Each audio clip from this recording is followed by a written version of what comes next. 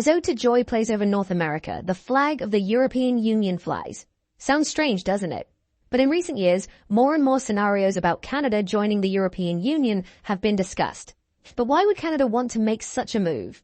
And is it really possible? So let's turn to Canada because the new Prime Minister is expected to announce a snap election. He has been visiting the country's Governor-General. OK, we begin in Washington, where President Donald Trump is uttering more threats against Canada and talking about who should run Canada. America is not Canada.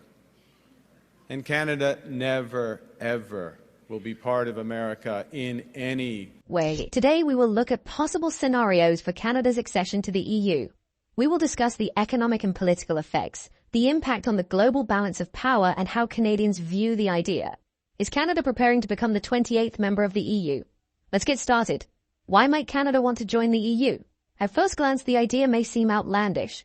After all, Canada is a strong economy, has vast natural resources, and relies on close trade ties with the US. However, Canada has long established ties with Europe. Universal healthcare, bilingualism, and ties to the monarchy make it the most European North American country. In recent years, strained relations with Washington have accelerated Canada's search for new commercial and strategic partnerships. The EU stands out as a strong economic bloc for Canada. Free trade agreements, customs advantages, and greater market access are among the factors driving Ottawa's interest in the EU. Canada's desire to move closer to Europe did not arise by chance. Tariffs, diplomatic rifts, and Arctic tensions with the United States, especially during Donald Trump's presidency, have prompted Ottawa to seek new partners. The European Union, with its size, value system, and economic stability, became an attractive destination for Canada. After years of close contacts with Brussels thanks to the Free Trade Agreement, CETA, Ottawa is now asking aloud, is more possible? While some criticize it as a blow to sovereignty, supporters argue that it is safer to integrate strongly with Europe than to be alone in the world. Canada's accession to the European Union could also be an important move for the EU. The EU, which has lost a major economic player, especially after Brexit, could create a new powerhouse in transatlantic trade. Canada, with its energy resources and defense sector, could be a critical player in areas that the EU needs. In particular, Canada could play a major role in Europe's new plans to increase defense spending. Under the new $150 billion defense fund, member states are encouraged to purchase a certain percentage of weapons. Canada could strengthen the EU's arms industry with its technological and industrial capacity in this field. Another reason for Canada's orientation towards the EU is its relations with the US. Especially under Donald Trump, US trade policies have been challenging for Canada. Trump's desire to make Canada the 51st state and trade wars caused Ottawa to seek alternative partnerships. New Prime Minister Mark Carney's first visit to Paris and London after his inauguration, instead of the US, is interpreted as a sign of Canada's direction. In his speech in France, he emphasized that Canada is the most European country outside the continent. But Canada has not completely abandoned the United States.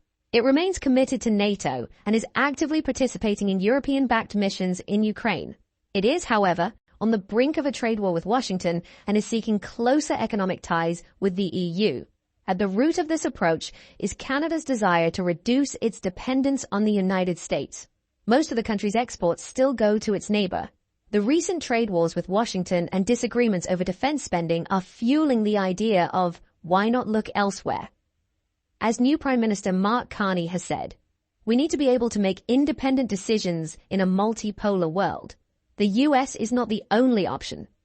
His words seem to be the official signal of a turn towards Europe.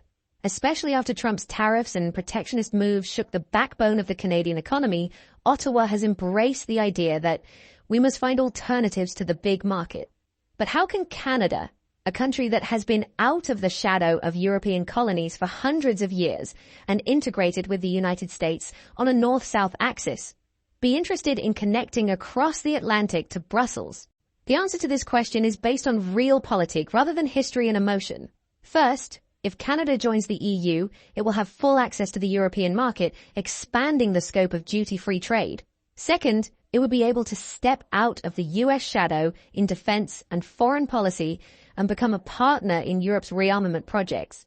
Europe is interested in a different alliance model in the post-NATO era and is interested in Canada's energy resources and technical expertise.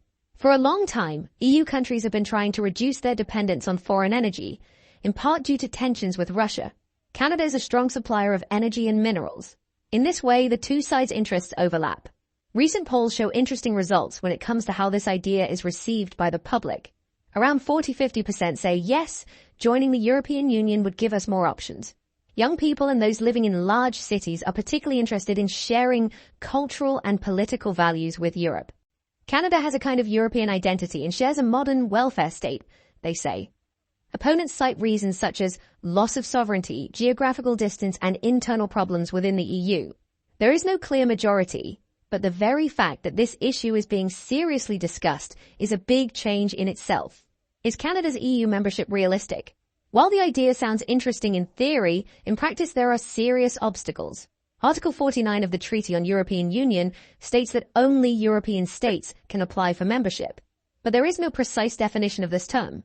In March 2025, Paula Pinho, spokesperson for European Commission President Ursula von der Leyen, said in a statement that they were honored that the poll results in Canada showed the attractiveness of the EU. But referring to Article 49, she said Canada was not geographically located in Europe and therefore could not apply.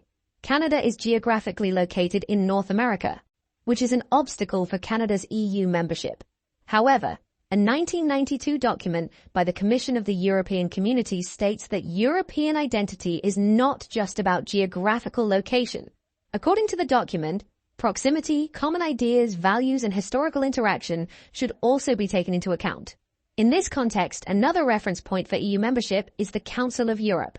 According to Peter van Elsewege, professor of EU law at Ghent University, the fact that the Council of Europe is open only to European states is an important criterion for determining the geographical boundaries of the EU.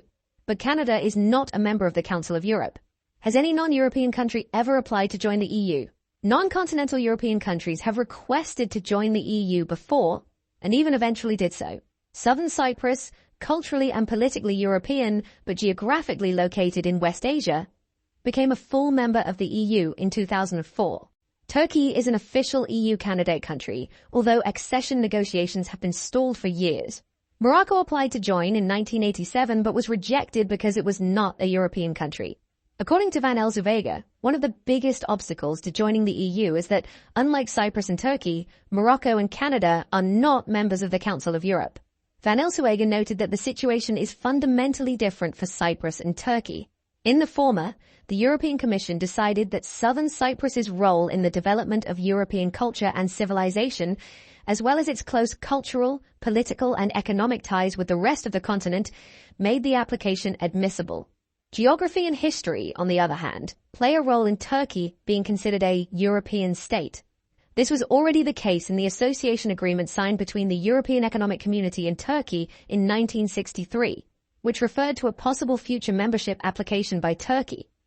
Van Elsewege said, thus, Southern Cyprus and Turkey are very specific cases that cannot be seen as precedents to conclude that Canada could potentially be considered a European state under Article 49.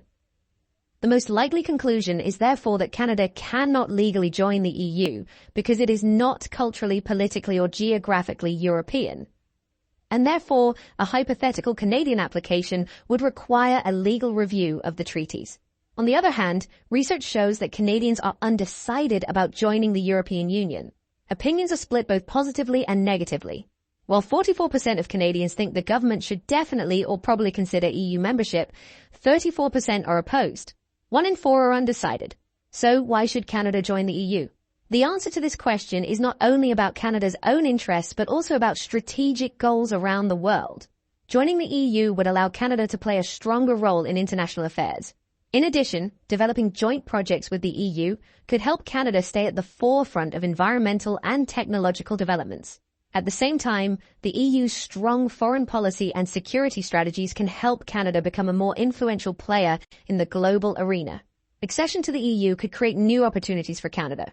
At the same time, security concerns are growing in Europe, and the process of rearmament is accelerating. This could present a strategic opportunity for Canada. While NATO membership provides Canada with an important security guarantee, a deeper alliance with the European Union may be in Canada's security and economic interests in the post-NATO era. Canada is a global power in terms of energy and natural resources. Europe needs to strengthen its defense industry and reduce its energy dependence on Russia. Europe relies on the United States for most of its liquefied natural gas, LNG, but Washington's policies make this supply risky. Canada could be a reliable energy partner for Europe. Canadian Foreign Minister Mélanie Joly confirmed that Canada is in talks with Europe on defense cooperation, saying, "We need to work more closely with Europe on defense procurement." Christian Leuprecht of the Royal Military College of Canada and Queen's University emphasized that Canada needs to make a concrete offer to Europe. The biggest risk for Canada has always been to stand alone. If Europe takes on its own defense, the need for Canada will diminish. While U.S. foreign policy is rapidly changing, European leaders are taking steps to strengthen the collective defense of their continent. EU Commission President Ursula von der Leyen announced a massive mobilization to rearm Europe. French President Emmanuel Macron said, "I believe that the United States will stay by our side, but we must still be prepared." The UK also seems eager to join this new alliance. Prime Minister Keir Starmer said Europe must continue to defend Ukraine. With NATO's future uncertain, Europe is looking for new security partners. However, it is still unclear how Canada will fit into this alliance. At the same time, the possibility of Canada increasing its military cooperation with Europe is being discussed. German politician Roderick Kiesewetter noted that Canada is critical for Europe as a reliable energy supplier. Buying fossil fuels and LNG from Canada is much better than importing energy from Russia. If Europe and Canada cooperate, it's mutually beneficial. But there is a major obstacle: lack of infrastructure. Canada does not have enough pipeline and port infrastructure to increase energy shipments to Europe. Joint investments and European financial support could be the solution. Canada can also contribute militarily to Europe. Leuprecht says, "Canada can provide a safe training ground for European forces. It could also play a strategic role in the production of ammunition and military equipment." The war in Ukraine has shown that Europe needs to strengthen its defense industry quickly.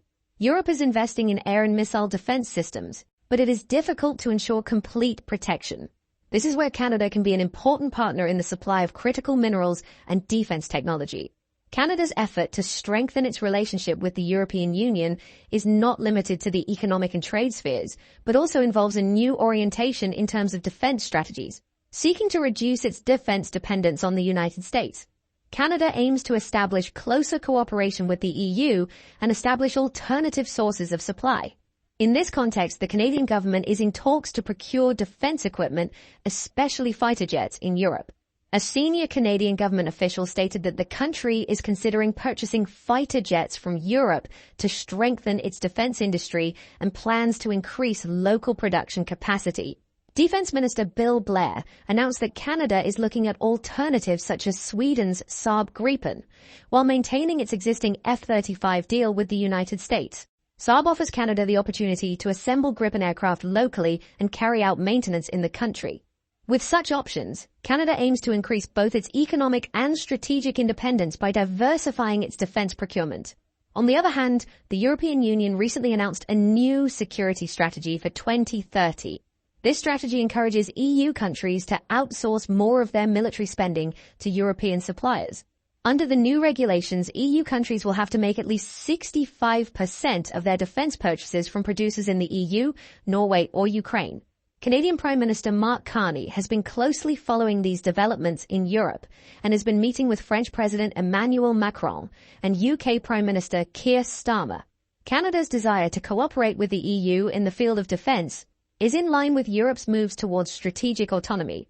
Relations with the US are also carefully managed in this process. Although Canada has not completely ended its military cooperation with the US, it continues to take steps to strengthen its Europe-based defense industry. For example, Canada recently announced that it will purchase radar systems from Australia, showing that it is diversifying its defense cooperation not only with Europe, but also with the Indo-Pacific region. This new direction in defense procurement is seen as part of Canada's effort to reshape its international alliances in a balanced way. Canada's accession to the European Union has the potential to reshape not only an economic union, but also global security and strategic cooperation. Although geographical barriers and the EU's historical membership criteria are major obstacles on this path, the rapprochement between Canada and Europe could have important consequences on the world stage. Canada's strategic moves could herald an era that will affect the global balance. Both Canadians and the world will eagerly follow the roadmap that will be drawn in the coming years. After all, until recently, the question, will Canada join the EU, seemed so far-fetched as to be unthinkable. Today, it has turned into an option that receives serious support in opinion polls, is discussed in the media, and whispered about in political lobbies. Even if it continues to seem far-fetched, no scenario should be completely excluded in this era of shifting global balance. So what do you think? Can Canada break out of the US shadow, cross the Atlantic, and join the EU? Or will geography and politics destroy this dream? Share your thoughts in the comments. You can support us by subscribing to our channel and turning on notifications. Thank you for watching us.